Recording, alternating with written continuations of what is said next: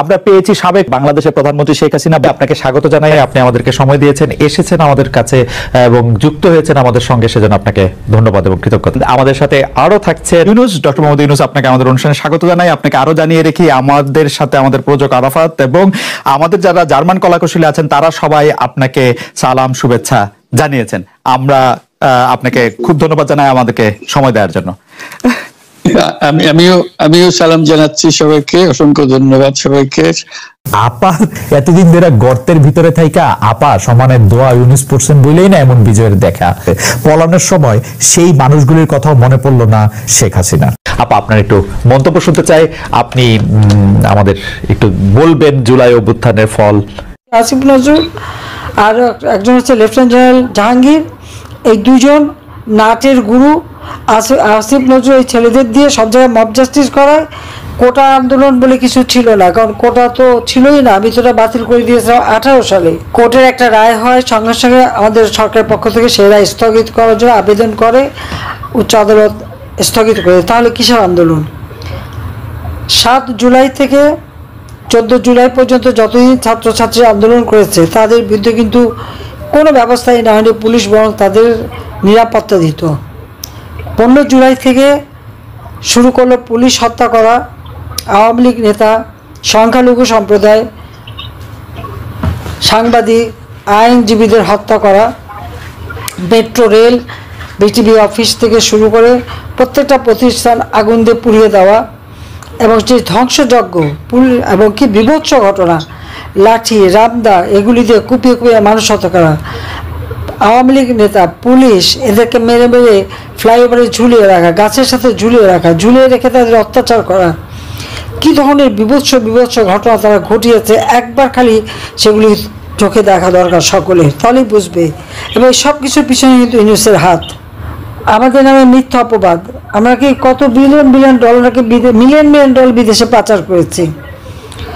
আমার প্রশ্ন যে ইউনূস সাহেব তো প্রায় 10 মাস ক্ষমতায় আছেন, তো এই 10 মাস নিশ্চয়ই কোনো পাচার হচ্ছে না, তাহলে আমাদের রিজার্ভ তো বেড়ে যাওয়ার কথা।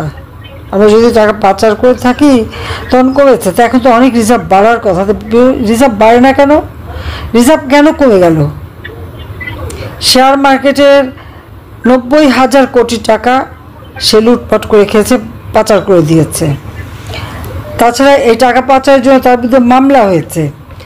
সেই মামলা ক্ষমতা আসার সাথে সাথে মামলাগুলি সব একে একে প্রত্যাহার করে দিয়েছে। সেটা করে আইনগতভাবে না, তদন্ত করতে দেয়নি। কারণ তদন্ত করলে তো বেরিয়ে যাবে তার আসল চেহারা, আসল কীভাবে সে গ্রামীণ ব্যাংককে লুটে খেয়েছে।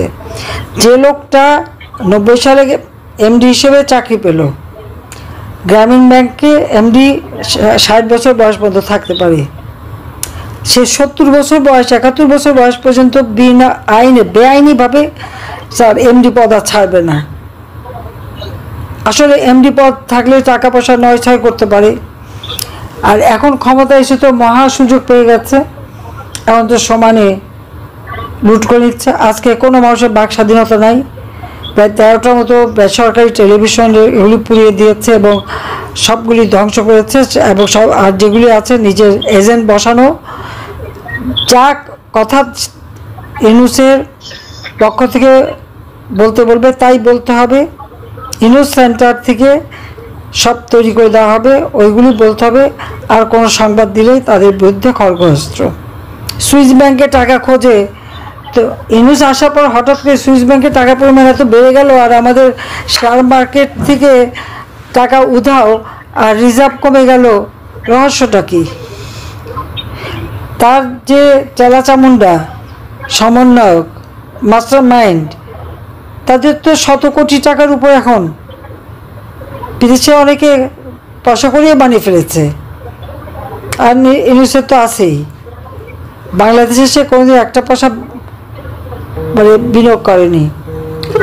তার ব্যাংকে মাত্র 3টা ব্যাংকের হিসাব, আরও অনেকটা হিসাব, তার মধ্যে মাত্র 3টা ব্যাংকের হিসাব দিয়ে আমি দৃষ্টান্ত দিচ্ছি। তার 3 ব্যাংকে 118 কোটি টাকা 2023 সালে। সে কোথা থেকে পেল? 6,000 টাকা বেতনের চাকরিজীবী, 118 কোটি টাকা তার 3 ব্যাংকে আসে কোথা থেকে? এ তো জনগণের টাকা। আর এর বাড়ি তো টাকা আছেই, Yunus trust, professor Yunus trust, family trust, অমুক সমুক করে টাকা পয়সা নয় ছয় অনেক প্রচুর, তার বিচার নাই, কেউ মামলা করতে পারবে। শেখ হাসিনা, আপনাকে অনেক ধন্যবাদ। সরাসরি প্রশ্নে চলে আসি যে প্রফেসর ইউনূস, আপনি সাধারণত সাক্ষাৎকার দিতে চান না, অনেকে বলে থাকেন দেশি গণমাধ্যমে কথা বলতে আপনি স্বাচ্ছন্দ্য বোধ করেন না। এর কারণ হিসেবে কেউ কেউ বলেন আপনি প্রশ্নের মুখোমুখি হতে হয়তো পছন্দ করেন না, আবার কেউ কেউ বলেন কিছু না বলেও আপনি যে দুর্যোগের মধ্যে আছেন, বললে না জানি কি হতো। আপনার মন্তব্য একটু শুনতে চাই প্রফেসর ইউনূস। তুমি তো সবটা বলে ফেলেছো সমস্যাগুলোকে। কাজে এই হলো অবস্থাটা হলো, আমি বলছি দেশের কাউকে কিছু বলি এমন কথা তো নয়। বাইরে বিদেশেও যে সবাইকে যে সাদরে নিয়ে আসি তাও না, তাদেরকে অনেক শর্ত দিই আমার এই কথাগুলো লেখার ছাপানোর আগে আমাকে বলতে হবে, যাতে আবার এমন কোনো কথা শব্দ এমন থেকে না যে আমি আর বিপদের সম্মুখীন হবো। আমি শুধু বিপদ থেকে দূরে থাকার জন্য এটা করছি, কারণ আমি চারদিকে বিপদের মধ্যে আছি। কাজে কথা না বলা এটা একটা নিজেকে রক্ষা করার একটা সুবিধা আর কি, যত কম বলা যায় ততই হয়তো ঝামেলার থেকে বাঁচবো। সম্পূরক প্রশ্ন করতেই হয়, নিজেকে কতটা রক্ষা করতে পারলেন প্রফেসর ইউনূস? পারলাম না তো, এত তো খালি বাড়ছে। এখন তো বড় কঠিন অবস্থার মধ্যে পড়ে গেছি। কিছুদিন আগে হয়তো খবর পেয়েছে এই মাসের মধ্যেই যে 12 তারিখে যে ঘটনা ঘটলো, যে আমাদের অফিসের মধ্যে ঢুকে গেল লোকজন, ঢুকে বললো যে এটা আমরা এখন দখল করলাম, এখান থেকে আমরা চালাবো। এটা কি ধরনের আবদারিকতা! আমরা পুলিশের কাছে গেলাম, বললো যে আমরা এই ব্যাপারে কিছু করতে পারবো না। কাজে তারাও কিছু করলো না। তো আমরা যাবোটা কোথায়? পুলিশও কিছু করবে না, ওরাও জবর দখল করার জন্য ছুটে আসবে, আমাদের আইন কানুন কিছুই মানবে না। আর আমাদের একটা প্যানিক সৃষ্টি করলো আমাদের পুরো অফিসের মধ্যে যত লোকজন আছে, বিশেষ করে মহিলা সহকর্মী যারা আছে, তারা খুবই ভীত সন্ত্রস্ত হয়ে গেল যে কি কারবার, কি হলো এটা। কাজে সমস্যার পরিমাণ বাড়ছে, কমছে না। সমস্যা পরিমাণ বাড়ছে, কমছে না। আমি একটু পিছনে আদালতে আপনার বিরুদ্ধে রায় ঘোষণার পরে আপনি একটা প্রতিক্রিয়া দিয়েছিলেন। সেই প্রতিক্রিয়া আপনি বলেছিলেন যে বাংলাদেশের একটি কথায় আপনি এরকম বলেছেন যে বাংলাদেশের প্রতিটি নাগরিককে অন্যায়ের বিরুদ্ধে এবং গণতন্ত্র এবং মানবাধিকারের পক্ষে এক কণ্ঠে কথা বলার আহ্বান জানায়। অনেকে এইটাকে দেখছেন হচ্ছে এরকম করে যে আপনি গণতন্ত্রের পক্ষে লড়াইয়ে সামিল হতে বলছেন। প্রশ্ন কেউ করছেন, প্রশ্ন উঠছে, আপনি কি এইসব মামলা মোকদ্দমা থেকে মুক্তি পেতে এই সরকারেরই পরিবর্তন চাইছেন? খালেদ, তুমি কি গণতন্ত্রের বিরুদ্ধে নাকি? হঠাৎ এটা নিয়ে তো গণতন্ত্রের কথা বললাম আমার জন্য, তুমি তো বলে তুমি বলবো যে আমিও তো আছি, কাজে আমাকে পৃথকভাবে বলতে হচ্ছে কেন? আমরা সেটাই বলতেছি। কাজে আমরা কেউ গণতন্ত্রের বিপক্ষে না, সবাইকে স্মরণ করিয়ে দেওয়া যে আমরা সবাই গণতন্ত্রের পক্ষে, মানবাধিকারের পক্ষে, আমরা ন্যায় নীতির পক্ষে, রুল অফ লর পক্ষে। এইগুলো না থাকলে জাতি হিসেবে আমরা টিকে থাকবো না তো। কাজে যখনই মনে হচ্ছে যেগুলো এখন ফরেন ওয়ার্ডস হয়ে গেছে, তা তো মনে হবে যে আমাদের সমাজ হিসেবে আমাদের দায়িত্ববোধ অনেক বেড়ে গেল। এগুলোকে প্রতিষ্ঠিত করা, সোচ্চার করা, মুখ ফুটে বলা, এটা সবাইকে বলতে হবে, মুখ ফুটে বলতে হবে। আমার বিরুদ্ধে অভিযোগ হলে আমি বলছি না বলে, আপনি বলছেন না কেন? একবার বলে এখন তোমার প্রশ্নের সম্মুখীন হয়ে গেলাম। অনেকে বলছেন না, আপনি তো শতবার শতমুখে গণতন্ত্রের কথাই বলবেন, আপনাদের সবারই বলা উচিত। কিন্তু প্রশ্নটা এমন ভাবে তোলা হচ্ছে যে আপনি আসলে আপনার রায় ঘোষণার পর আপনি বলছেন গণতন্ত্রের কথা, মানবাধিকারের কথা। অনেকে বলছেন যে এই কথা কি আসলে যেহেতু ব্যাপারটা আপনার উপরে আসলো তখনই আপনি আসলে বললেন কিনা, নাকি আপনি আসলে বলতে চানও না, আপনি আগে যেরকম বলছেন? হতে পারে, মুখ যখন বন্ধ থাকে কোনো কথাই বলা হয় না। এখন যখন মুখ খোলার সুযোগ হয়েছে, সামনে ক্যামেরা নিয়ে দাঁড়িয়ে আছে, মাইক্রোফোন দিয়ে দাঁড়িয়ে আছে, কথা বলছি, কাজে মনের কথাটা বললাম আর কি। যেটা মনে ছিল বলা হচ্ছিল না সেটা বললাম। এটা আমার ধারণা এটা সবারই মনের কথা, সেটাকে প্রকাশ করা। তারাও চায় যে তারা বলুক, আমি বললে তাদের মনে সাহস আসে যে উনি বলছেন যখন আমরাও বলতে পারবো।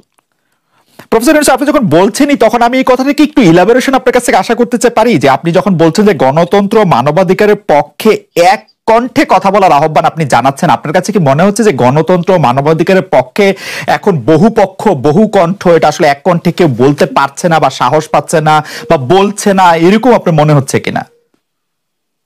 আমার মনে হচ্ছে তাই, কারণ বলতে পারছে না তো, মুখ খুলে সব গণতন্ত্রের কথা বলতে পারছে না, কাজে সেটা বলা, এক বাক্যে বলা, পরিষ্কার কণ্ঠে বলা, এটা আমাদের সবার দায়িত্ব, তো জাতীয় দায়িত্ব এটা, যে না হলে গণতন্ত্র বলে কিছু থাকবে না আমাদের জন্য, আদৌ গণতন্ত্র বলে কিছু থাকবে না।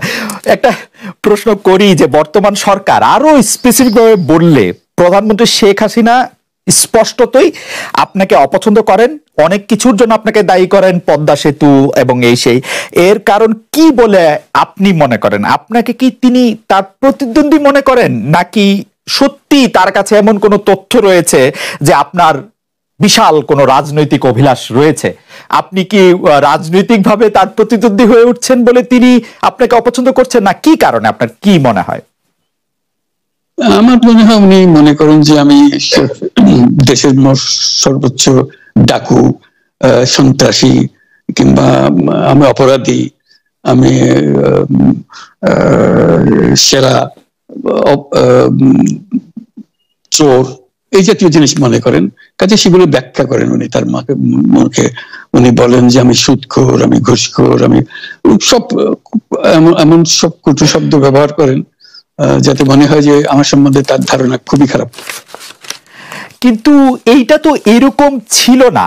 আমরা দেখেছি যে 96 থেকে 2001 সাল পর্যন্ত নানাভাবে এই সরকারি বা আওয়ামী লীগ সরকারি আপনার সাথে, বা আপনি আওয়ামী লীগ সরকারের সাথে একসাথে কাজ করতে কোনো সমস্যা হয়নি। আপনি এইটার জায়গাটাকে একটু, ব্যাকগ্রাউন্ডটাকে আমাদের একটু বলা যাবে যে আপনার কাছে কি মনে হয়, কেন এই শত্রুতার বা কেন এই অপছন্দের বিষয়টা একটু সৃষ্টি হলো বা তৈরি হলো? যেই হোক, এটা আমার তরফ থেকে হয়নি, আমি তাকে যথাযথ শ্রদ্ধা করে নিয়ে গেছিলাম আমাদের মাইক্রোক্রেডিট সামিটে ওয়াশিংটন ডিসিতে, আমাদের প্রধান অতিথি করে নিয়ে গেছি, সবাই সম্মান করেছে, কারণ এই মাইক্রোক্রেডিটটা তখন পৃথিবীর সামনে আসছে, বড় আকারে আসছে, এবং এটা বাংলাদেশের অবদান হিসেবে সবাই স্বীকৃতি দিচ্ছে। ওয়াশিংটনে দুনিয়ার সেরা যারা সবাই উপস্থিত ছিলেন, তার মধ্যে আমরা ওনাকে নিয়ে গেছিলাম এই জন্য যে বাংলাদেশের পক্ষ থেকে এই গৌরবটা যেন তিনি আমাদের পক্ষ হয়ে গ্রহণ করেন। উনি রাজি হয়েছেন, উনিও গেছেন, করেছেন। কাজে এটা স্বাভাবিকভাবে এই সম্পর্ক থেকে যাওয়ার কথা ছিল, কিন্তু কি কারণে এটা ঘাটতি হতে আরম্ভ করলে বুঝতে পারলাম না। কিছুদিন পর থেকেই ওনার আচরণ এবং তার শব্দ পরিবর্তন হতে আরম্ভ করলো। এমন পরিবর্তন হলো এখন আমাকে চোট বদমাইশ ছাড়া আর কোনো বিষয় উনি মনে করেন বলে মনে হয় না আমার কাছে। আসলে এটা নিয়ে কথা বলাটা একটু বিব্রতকরই, কিন্তু কেউ কেউ এটা বলে থাকেন যে বিশেষ করে যে 2007 সালে যে 111 সরকার আমরা যাকে বলি, তাদের যে বিরাজনীতিকরণের একটি চেষ্টা, সেই চেষ্টার মধ্যে আপনার অংশগ্রহণ আছে কিনা। যদিও বারবার বলা হয় যে আপনি আসলে সেই ক্ষমতাটা দখল করতে চেয়েছিলেন, অথচ আমরা উল্টা শুনেছি, আপনার মুখেও শুনেছি, যারা ওই সময় কৌশলভ ছিলেন তাদের মুখেও শুনেছি যে আপনাকে আসলে অফার করা হলো, আপনি সেটি ফিরিয়ে দিয়েছিলেন। কিন্তু কেউ কেউ আবার বলে থাকেন আপনি একটা লম্বা সময়ের জন্য চেয়েছিলেন। এইটি কি একটা কোনো কারণ হতে পারে? এই ব্যাপারটিকে আমাদের দর্শকদের জন্য মানে বা ইয়েদের জন্য একটু আপনি পরিষ্কার করবেন যে আপনি আসলে রাষ্ট্রের সর্বোচ্চ ক্ষমতায় বা রাজনীতির জায়গায়, দেশ পরিচালনায়, সেগুলিতে আপনি আসলে আসতে চেয়েছিলেন কিনা, চান কিনা, বা ওই জায়গা থেকে? যদি চাইতাম খালেদ, যদি চাইতাম, তখন যখন মিলিটারি আমার বাসায় এসে বসে রইল সারা রাত আমাকে রাজি করানোর জন্য, আমি তো লুফে নিতাম। রাজি করানোর জন্য বসে থাকতে হবে কেন? আমি যদি ক্ষমতায় চাইতাম, বলি আর চলেন চলেন, কি করতে, কি কোন জামাটা পড়তে হবে দেখিয়ে দেন, এখনই যাচ্ছি। আমি তো সেটা করিনি, তাদের সঙ্গে তর্ক করেছি, সারা রাত ধরে তর্ক করেছে যে না ভাই আমাকে দিয়েন না, আমি এই কাজের উপযুক্ত না, আপনারা অন্য লক্ষ্য যান। তারা আমার উপরে মন ঠিক করে ফেলেছে আমাকে দিতে হবে। আমি বারে বারে বলতেছি তাদেরকে, তারা নিরাশ হয়ে ফিরে গেল, বললো যে সকালবেলা আবার আসবো, সকালবেলায় আসলে তখন আপনি আমাদেরকে বলেন যে রাজি আছেন। আমি বললাম যে না, সকালবেলা আসলে একই কথা পাবেন, কারণ আমি তো এটা এমন কিছু না যে মনের মধ্যে সন্দেহ রেখে, দ্বন্দ্ব রেখে আপনাদেরকে বলছি, অত্যন্ত পরিষ্কার ভাবে আপনাদের কাছে বলছি। ঠিক আছে, তা না হলে তো আমি সঙ্গে সঙ্গে রাজি হয়ে যেতাম। খেয়ে ছাড়ে যাও, আপনাকে দেশের পুরো সরকারের প্রধান হবার জন্য আহ্বান জানাচ্ছে, বাংলাদেশে এরকম কয়জন মানুষ আছে বলবো যে না আমি এই দায়িত্ব গ্রহণ করব না। আমি তো করলাম সেটা, এখন আমার নামে বলা হচ্ছে 10 বছর চেয়ে। আমি বছর নিয়ে প্রশ্ন উঠে না, প্রশ্ন হচ্ছে আগামীকাল সকালবেলা আপনি শপথ গ্রহণ করবেন, এই কথা। আমি বলছি না, করবো না। তারপরে এরপরে তো কয় বছর, কয় কাণ্ড, আমি 10 বছর দিয়ে কি করবোটা কি? আমি 10 বছর দিয়ে, আমি তো বলছি আমি এই কাজের জন্য নই, দেশে আমার দেশ পরিচালনা করা আমার দায়িত্ব না, আমার কাজ না, আমি জানি না এটা কিভাবে করতে হয়, আমি যেটা জানি সেটা করি। Make sense. আপনার মেয়ে মনিকা ইউনুস সম্প্রতি একটি সাক্ষাৎকার দিয়েছেন CNN এ, সেখানে আমি তাকে একটু যদি অনুবাদ করি তাহলে সেরকম পড়তে পারবো যে আমি তাকে উদ্ধৃত করছি যে কোনো এক সময় প্রধানমন্ত্রী শেখ হাসিনা ও ডক্টর ইউনুস একসঙ্গে কাজ করেছেন, আমি আশা করি সেই সময়টা আবার ফিরে আসুক, শুধু গ্রামীণ কিংবা সংশ্লিষ্ট সব প্রতিষ্ঠানগুলোর ভালোর জন্যই নয়, যদি তারা আবারও একসঙ্গে কাজ করেন তাহলে সেটা চমৎকার হবে।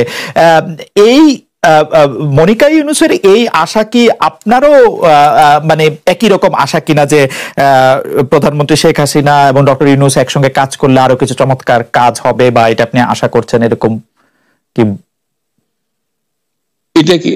এটা কি এখন আমার জন্য করা যাচ্ছে না যে আমি নারাজ যে করতে চাই না?